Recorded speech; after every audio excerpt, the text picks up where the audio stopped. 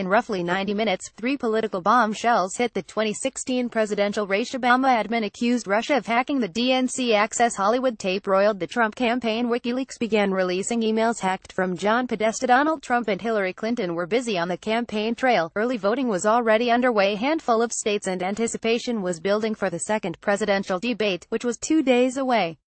But by the end of the day, 3 unprecedented events unfolded that, in remarkably unpredictable ways, would change the course of American history. The Trump campaign seemed to be on the brink of collapse. The U.S. had declared that Russia was trying to interfere in the election, and WikiLeaks began injecting new controversies into the campaign. The shocking sound bites revealed in the Access Hollywood tape, where Donald Trump spoke crudely about groping women, changed the way that many voters felt about him as a person.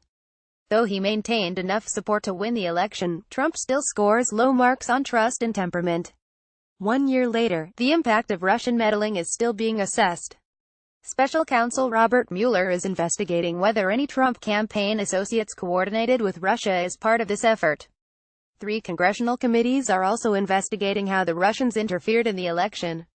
Here is a breakdown of what happened that day, and what it all means, with benefit of hindsight. The press release hit reporters' inboxes around 3:30 p.m. ET, and it seemed like the kind of bombshell that would carry the rest of the day, and probably into the weekend. The Obama administration was breaking its silence and accusing the Russian government of meddling in the presidential election. The landmark statement was jointly released by the Office of the Director of National Intelligence, run by James Clapper, and the Department of Homeland Security, led by Jay Johnson. Both Obama appointees have since testified at congressional committees investigating Russian meddling. The statement blamed Russia for hacking the Democratic National Committee, and orchestrating the public release of thousands of its internal emails. The disclosures by WikiLeaks roiled the presidential campaign and threw the Democratic Party into chaos, creating bad blood between supporters of Democratic nominee Clinton and runner-up Sen. Bernie Sanders. The U.S. intelligence community is confident that the Russian government directed the recent compromises of emails from U.S. persons and institutions, including from U.S. political organizations, it said. These thefts and disclosures are intended to interfere with the U.S. election process.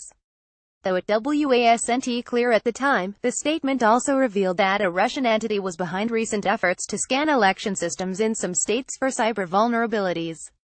The U.S. intelligence community doesn't think any vote tallies were altered, but senior cybersecurity officials acknowledged this year that Russian-linked hackers targeted 21 states. The states were informed in September. Considering the sensitivity of the announcement, some have criticized the Obama administration for putting out a brief written statement instead of pursuing a more forceful approach. Clinton wrote in her campaign memoir that she wonders what would have happened if President Obama had made a televised address to the nation in the fall of 2016 warning that our democracy was under attack. About 30 minutes later came one of the most consequential stories of the presidential election. The Washington Post published a video from 2005 of Trump speaking in explicit and vulgar terms about groping and kissing women, bragging about what sounded to most people like sexual assault. "You know, I'm automatically attracted to beautiful, I just start kissing them," Trump said, speaking on a hot microphone with TV personality Billy Bush for an Access Hollywood taping. "It's like a magnet. Just kiss. I don't even wait. And when you're a star, they let you do it. You can do anything. Grab them by the pussy." Within minutes, the footage careened around the internet. It was replayed over and over, sometimes even with uncensored expletives and crude sexual terms, on all the television news networks. Republican governors, senators and other officials started to publicly condemn Trump's remarks. Some in competitive races across the country further distanced themselves from the GOP nominee, and others even withdrew their endorsements. The Trump campaign was plunged into complete chaos. Trump went around the room and asked people the percentages he thought of still winning. Steve Bannon, chief executive of the Trump campaign at the time, recently told CBS News. Then Republican National Committee Chairman Reince Priebus said, "You have 2 choices. You either drop out right now, or you lose by the biggest landslide in American political history." CNN exit polls found that 70% of all voters were bothered by the way Trump treated women. Almost a third of people who said it bothered them voted for him anyway. The third major story broke around 4:30 p.m., when WikiLeaks began tweeting links to emails hacked from the personal account of Clinton campaign chairman John Podesta. By this point in the afternoon, the explosive Trump tape was commanding wall-to-wall attention in the media, so the Podesta leaks were somewhat of an afterthought.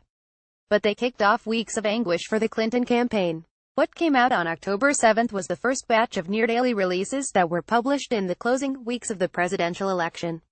The 20,000 pages of emails were embarrassing for Clinton. They contained transcripts of her paid speeches to Wall Street banks, controversial comments from staffers about Catholic voters, and messages that appeared to show a cozy relationship with the press.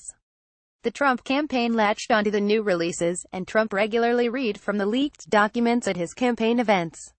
"I love WikiLeaks," he declared at an October 10 rally in Pennsylvania. Even though the Podesta leak started coming out about an hour after the U.S. government said Russia had hacked the DNC, it wasn't definitively known as the time that Russia was responsible for the Podesta emails. The U.S. intelligence community blamed Russia in a public report released in January. Podesta himself has speculated that the timing of WikiLeaks' release might be connected to the other major stories that day, though no evidence has emerged to lend any credibility to this argument. Let's go through the chronology. Podesta told NBC News about 1 month after the election. On October 7, the Access Hollywood tapes comes out. 1 hour later, WikiLeaks starts dropping my emails into the public. One could say that those things might not have been a coincidence.